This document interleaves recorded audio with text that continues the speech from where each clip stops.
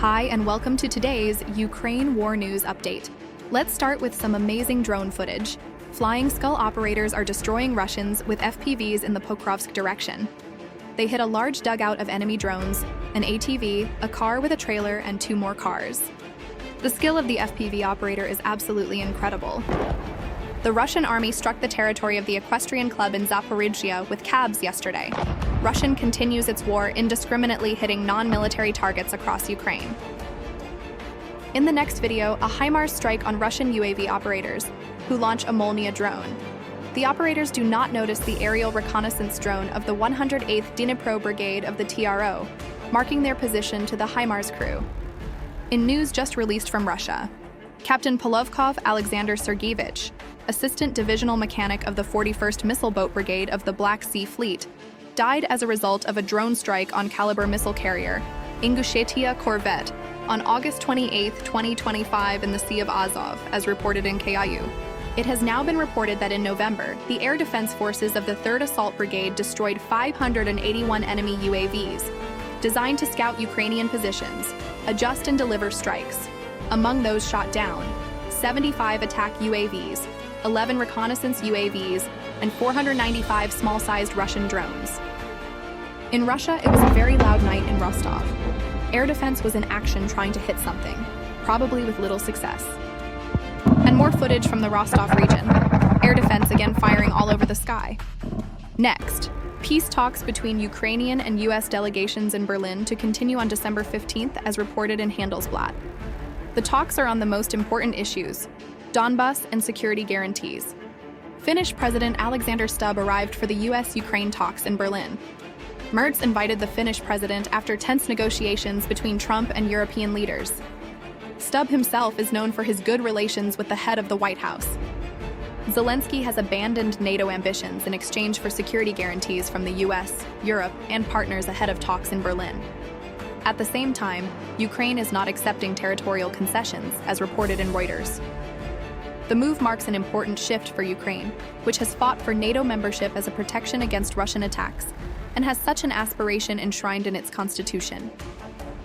It also corresponds to one of the stated military goals of Russia, but Kyiv strongly opposes any transfer of its territory to the Russians.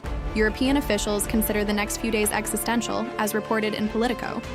The EU faces a crucial week as it seeks to protect Ukraine from the humiliating peace deal negotiated by the US and Russia, while simultaneously trying to salvage a multi-billion-dollar loan agreement to support Ukraine. Further disunity in Europe this week would send a catastrophic signal for Ukraine, said one EU official. Such an outcome would not only be a severe blow to a war-torn country, the official added, it would be fair to say that Europe would also lose. Now more from Europe. I will be the first to oppose Ukraine's accession to the EU, says Fico. He also reiterated his opposition to a reparations loan for Ukraine from Russia's frozen assets. He's just a slut who sold herself for rubles, just like that toad Orban. Now to the front line. Additional logistical routes to Pokrovsk and Mirnohrad are currently being organized to ensure the uninterrupted provision of our units with everything they need and a timely evacuation, as reported in RBC Ukraine. Soldiers of the 3rd Army Corps destroyed a batch of enemy equipment. As a result of the skillful work of the FPV pilots, several armored combat vehicles, a truck with a cannon, cars, and a motorcycle were hit and destroyed. Next up, the destruction of Russian Tu-S6 Tunguska system on the left bank of the Kherson region, another piece of expensive Russian equipment destroyed. According to GUR, Russia has adapted the Soviet R-60 air-to-air missile for installation on a Shahed. Its main purpose is to destroy Ukrainian helicopters and aircraft that intercept Russian drones. The drone is equipped with 2 cameras, in the nose and behind the launcher. Video and control commands are transmitted via the Chinese Sinkai Tech XKF358 mesh modem. Today, Zelensky met with Finnish President Alexander Stubb ahead of key meetings in Berlin. They discussed recent diplomatic efforts and coordinated joint positions with EU partners. In the EU foreign ministers will today consider sanctions on 40 more vessels from Russia's shadow fleet, aiming to cut off funds fueling the war, says EU top diplomat Kaja Kallas. She also warned that Donbas is not Putin's end goal. If Ukraine falls, others are next. And lastly, in today's Ukraine War News Update.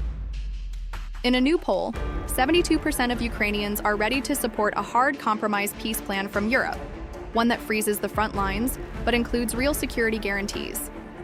At the same time, 75% flatly reject the so-called Russian plan that demands withdrawal, disarmament, and surrender. Thanks for listening to Ukraine, the Dark and Light. Please like, subscribe, and share.